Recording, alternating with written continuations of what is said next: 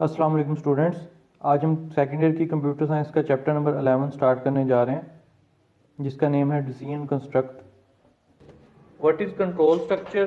Briefly describe basic control structure for writing program. यानी control structure क्या होता है? जो प्रोग्राम को कंट्रोल करता है, उसके स्ट्रक्चर को, प्रोग्राम की वर्किंग को कंट्रोल करता है कि जैसे प्रोग्राम में क्या पहले एग्जीक्यूट होगा, क्या बाद में एग्जीक्यूट होगा, क्या उसमें एग्जीक्यूट होना चाहिए, क्या नहीं होना चाहिए, या कौन सी स्टेटमेंट कितनी बार एग्जीक्यूट होनी चाहिए। या अगर हम कहें कि आपने पानी को कंट्रोल करना है, यानी एक जगह से दूसरी जगह लेके जाना है, तो अगर आप उधर से नहर से या किसी भी आप नल से आपने लेके जाना, तो अगर आप उधर उसे वैसे ही खोल देंगे, ओपन कर देंगे, तो वो तो वहीं पे फैलना शुरू हो जाएगा। अगर आपने उधर से किसी थोड़ी दूर कोई डिस्टेंस पे लेके जाना, उधर तो जाने के लिए पता नहीं कितना टाइम लग जाए, और जाए भी ना जाए, उसके अलावा और काफी जगह पे फैल जाएगा। हम क्या करते हैं? पाइप यूज करते हैं। पाइप क्या करता है? पानी को कंट्रोल करता है, उसके फ्लो को। हमने जहां भी लेके जाना है उसे वहां पे हम इजीली पहुंचा देते हैं। सही है, हम क्या करते हैं? कंट्रोल कर रहे हैं उसे। ऐसे ही जो हमारा कंट्रोल स्ट्रक्चर है, वो प्रोग्राम के फ्लो को कंट्रोल करता है कि प्रोग्राम फ्लो कैसे एग्जीक्यूट कैसे होगा, कौन सी चीज एग्जीक्यूट होगी, कौन सी नहीं होगी, और कौन सी स्टेटमेंट एक से ज्यादा बार एग्जीक्यूट होगी। ये सारा जो कंट्रोल करता है वो कंट्रोल स्ट्रक्चर करता है। Control structure: a statement used to control the flow of execution in a program is called control structure. एक स्टेटमेंट जो कि प्रोग्राम की एग्जीक्यूशन के फ्लो को कंट्रोल करने के लिए इस्तेमाल की जाती है इज कॉल्ड कंट्रोल स्ट्रक्चर, जिसे कंट्रोल स्ट्रक्चर बोलते हैं। The control structure in C are use to combine individual instruction into a single logical unit. C language के अंदर कंट्रोल स्ट्रक्चर मुख्तलिफ अलग अलग इंस्ट्रक्शंस को इकट्ठा करके एक सिंगल यूनिट के अंदर कंबाइन करता है।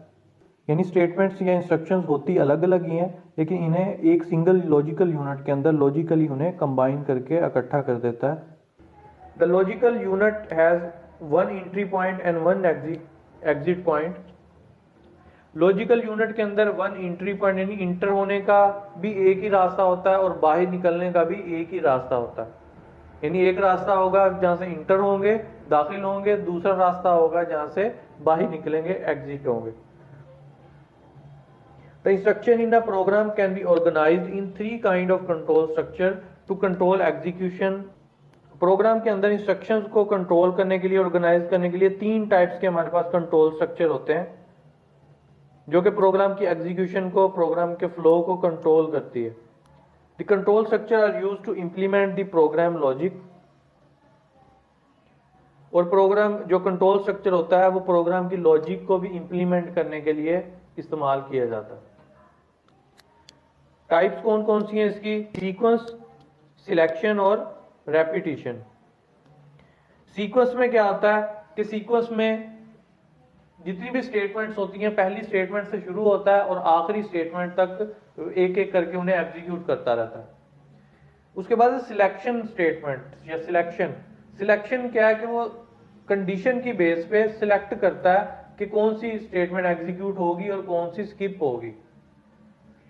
सीक्वेंस के अंदर कोई भी स्टेटमेंट ऐसी नहीं है जो स्किप हो या एग्जीक्यूट ना हो। सीक्वेंस के अंदर हर स्टेटमेंट एग्जीक्यूट होती है और एक बार ही एग्जीक्यूट होती है, एक से ज्यादा बार एग्जीक्यूट नहीं हो सकती। सारी स्टेटमेंट एग्जीक्यूट होंगी सीक्वेंस में और एक एक बार ही होंगी, एक से ज्यादा बार नहीं होंगी। सिलेक्शन के अंदर कुछ पार्ट स्टेटमेंट का एग्जीक्यूट होगा और कुछ पार्ट नहीं होगा, यानी कुछ स्टेटमेंट एग्जीक्यूट होंगी कंडीशन की बेस पे, कुछ एग्जीक्यूट नहीं होंगी। उसके बाद रेपिटिशन है। रेपिटिशन के अंदर हम एक या एक से ज्यादा स्टेटमेंट्स को बार बार एग्जीक्यूट कर सकते हैं। यानी अगर हमने 1 से 100 तक काउंटिंग प्रिंट करवानी है तो हम प्रिंट एफ के अंदर 100 स्टेटमेंट तो नहीं लिखेंगे। हम क्या करेंगे? एक ही स्टेटमेंट लिखेंगे, उसमें नंबर प्रिंट करवा के लूप चला देंगे 1 से 100 तक।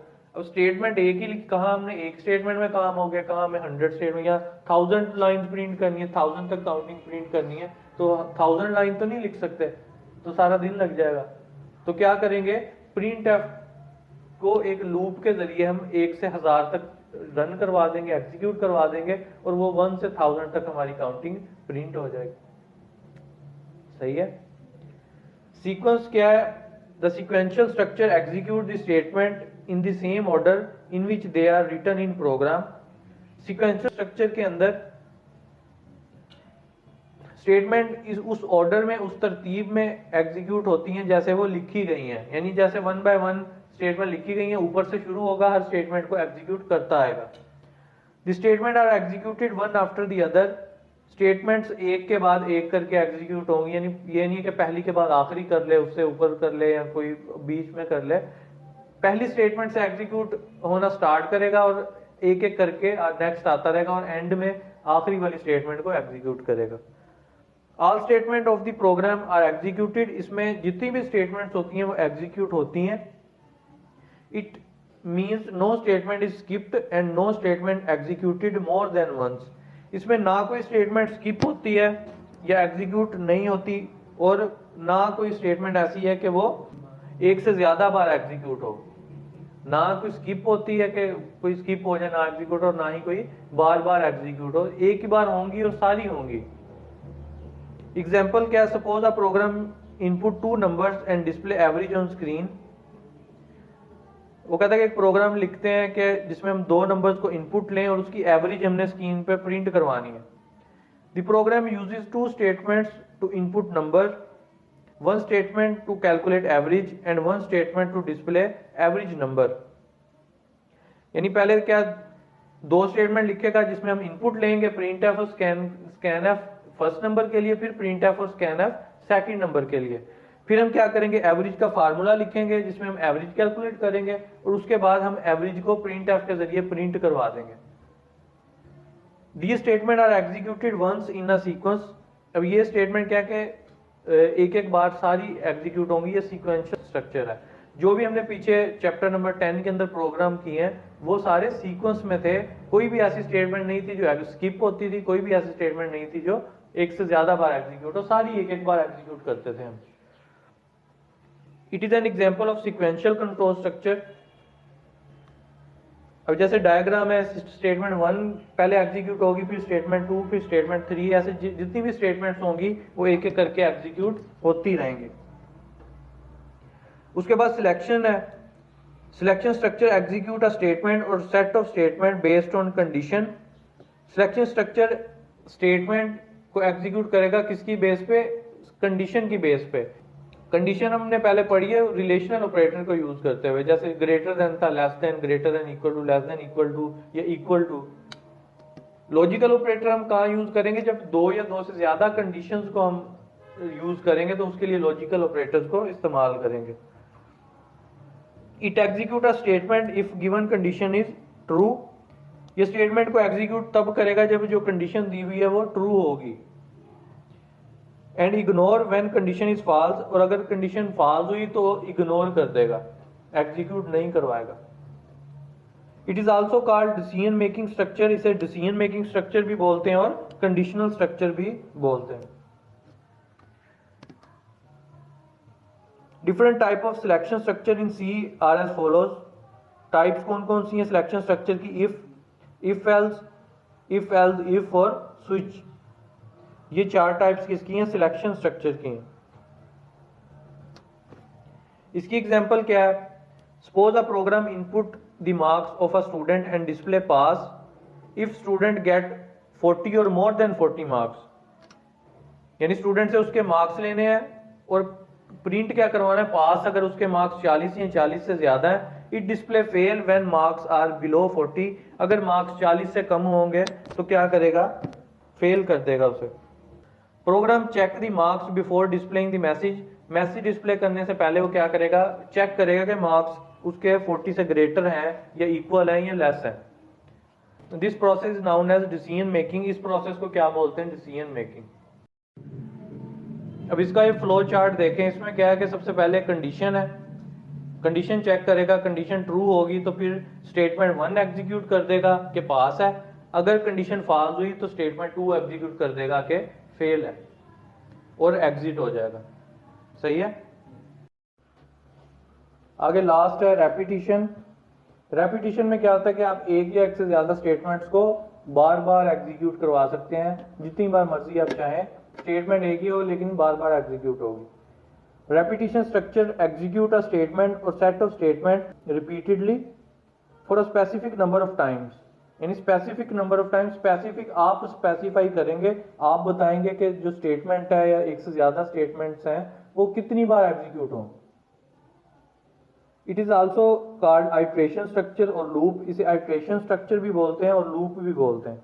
यानी जरूरी नहीं है कि इसमें रेपिटेशन ही क्वेश्चन में आए, वो आइट्रेशन स्ट्रक्चर भी पूछ सकता है और लूप भी पूछ सकता है आपसे कि what is loop. Different types of loops available in C language are as follows: while loop, do while loop और फॉर लूप। 3 टाइप्स के लूप है हमारे पास।